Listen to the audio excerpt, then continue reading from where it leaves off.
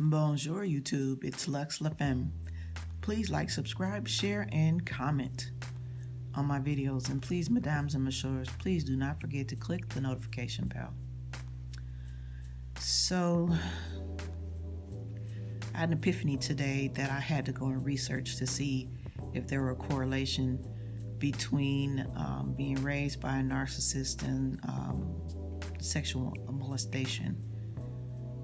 In my heart, I felt that it was true, that there was a correlation, and of course I was able to find an article on it on Psychology Today.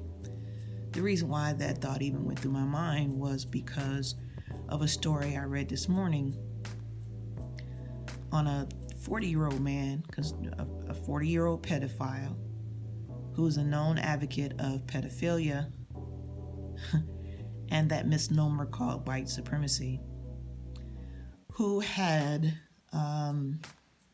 groomed a 12-year-old girl, convinced her to leave her parents' home in the dead of night, took her to he came from where he lived was Virginia. So he flew from Virginia to Fresno, California, all the while convinced this 12-year-old girl that they were going to run away together. Convinced her to leave her parents' home in the dead of night. He made her wear a wig when they got to the airport and pretend like she was disabled so nobody would talk to her. They had a layover in Denver. She's 12. So how long did he think it was going to take for the parents to find out what the hell happened? Fresno police was on it. They found the flight, caught him and her in the Denver airport, and arrested him. He is known for running a website that advocates raping children, and at one time ran for a spot on the some political position in Virginia. And it definitely is it's just triggering. Wow, just look at this man. Look at the picture of this man. Now, you know damn well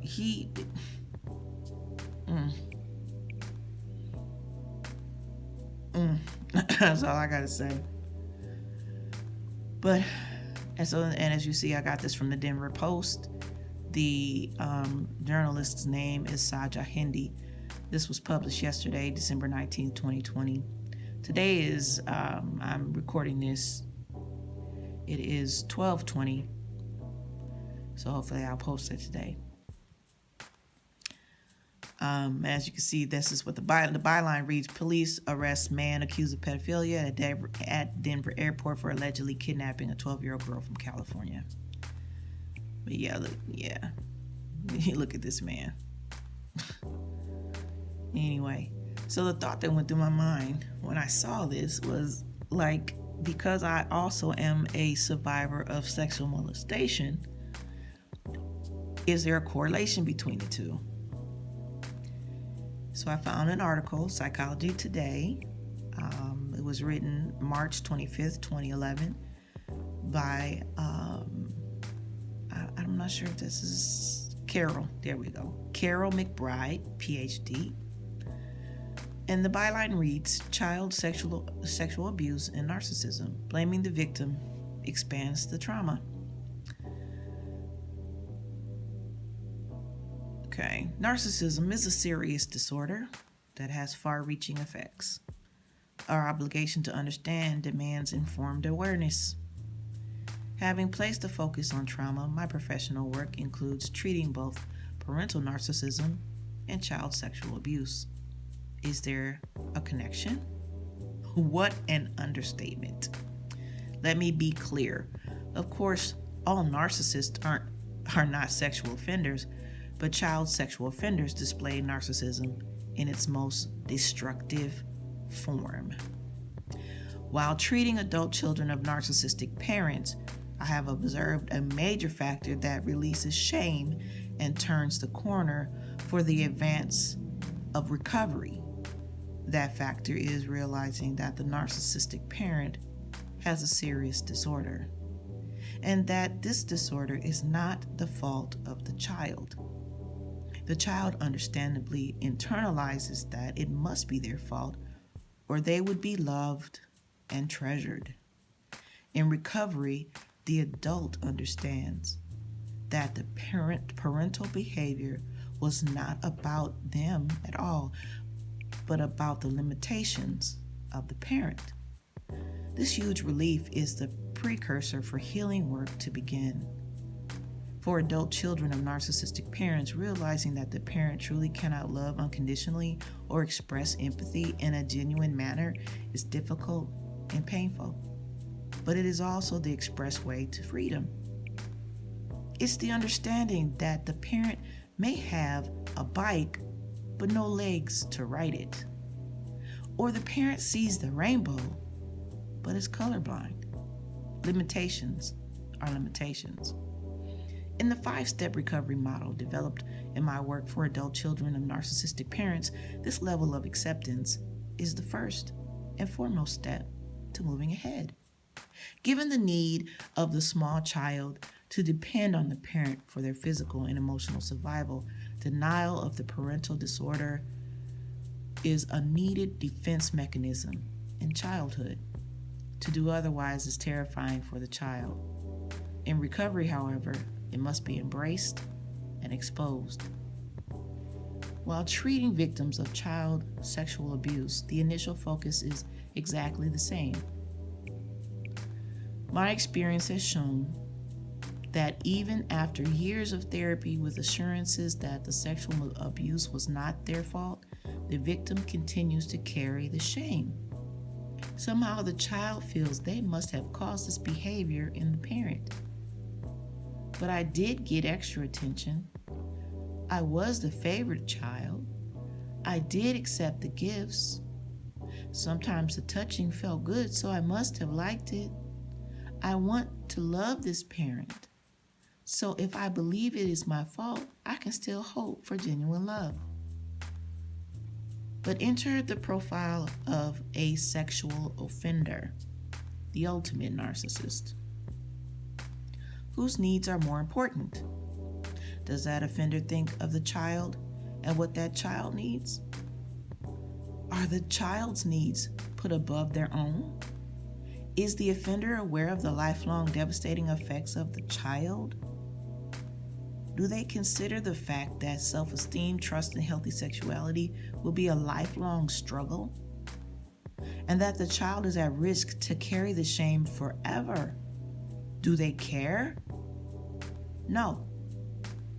Now add the child's burden of keeping a secret that is embedded by the sexual offender's manipulation and grooming, and pile on a culture that sadly encourages this denial.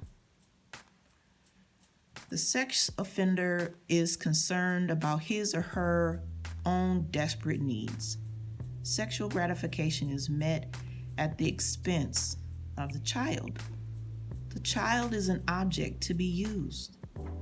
That child has no voice, is manipulated and controlled because child sexual abuse is weirdly done with affection. The attention is disingenuous. So how would the child know? It is not what it appears to be, similar to other kinds of narcissistic parenting. It is any wonder that children are victims of child sexual abuse and children raised by other kinds of narcissistic parents grow up with shame, confusion, self-blame, and feeling that it must be their fault. That they report there must be something wrong with them. With the alarming statistics that 1 in 3 girls and 1 in 6 boys will be sexually abused before they reach the age of 18. We must agree that denial of such an insidious and shattering problem is a monumental societal illness. The cornerstone of narcissism is lack of empathy. Narcissists do not see or realize the impact their behavior has on others. They do not step into someone else's shoes. They see their own needs. Their sense of entitlement is paramount. This is why you hear mental health professionals say that sex offenders are difficult to treat and that full-blown narcissists are treatment failures. Narcissists typically blame the victim. They see it as someone else's problem. Who says that the get over it already belief system works? It doesn't. Without treatment for adult children of narcissistic parents or children of sexual abuse, the trauma, if not released, is carried. It is worn like a heavy wool cloak that suffocates and creates destructive life patterns. Sometimes those patterns include acting out the very trauma that they themselves experienced. Many sex offenders were themselves victims of child sexual abuse.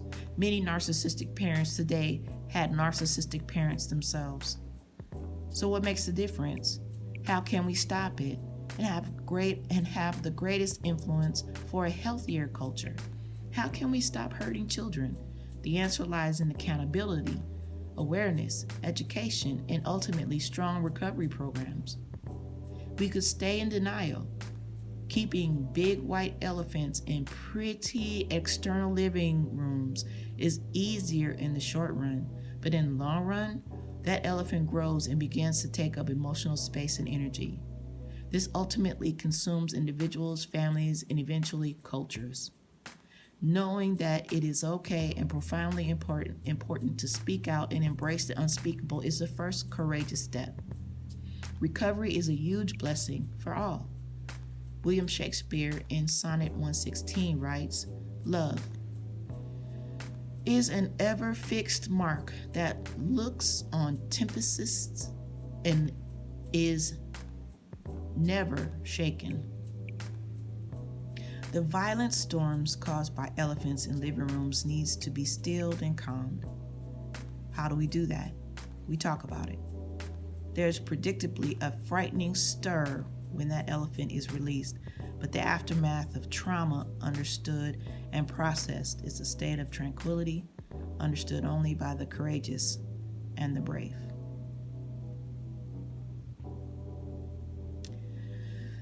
Oh,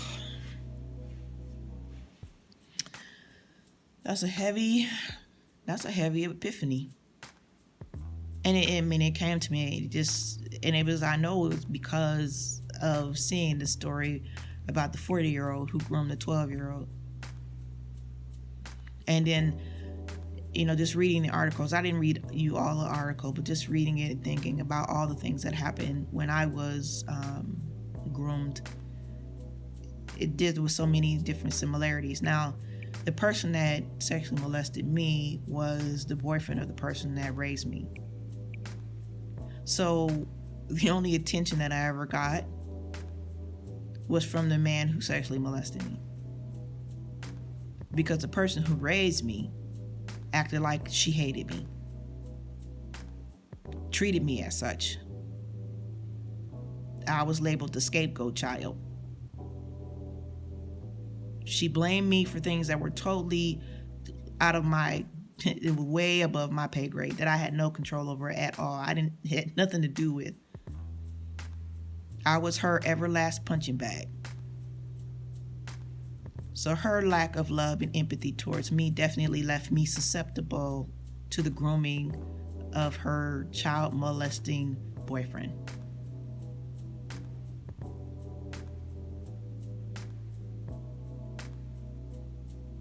And I would fathom to think that there's a lot of stories of survivors of narcissistic parents, narcissistic abuse, that also have a story of surviving sexual molestation and sexual abuse.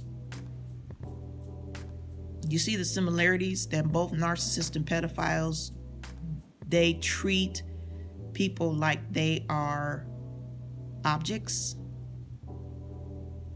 They lack the empathy. They only care about what they want. If it hurts you, it doesn't matter, because to the narcissist and to the pedophile, the ends justify the means. They're getting what they want, and you're discarded. They don't really care if you carry the shame and the burden and all that. That didn't belong to you in the first place. They have no empathy, and What that means, they do not care.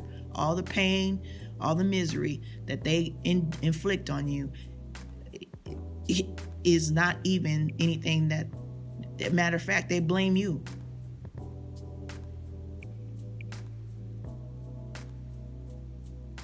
The healing journey is actually a level up journey. And the more these epiphanies come to me, the more I'm able to heal, the more I'm able to identify triggers, the more I'm able to own what belongs to me and discard the mess that never belonged to me. I learned a lot from that mess, but it's still a mess. It's behavior outside of my control. I will not own it. I will learn from it, but I will not own it.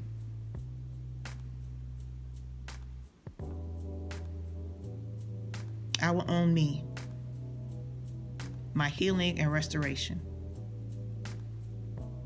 Au revoir, mon amis. We'll talk again.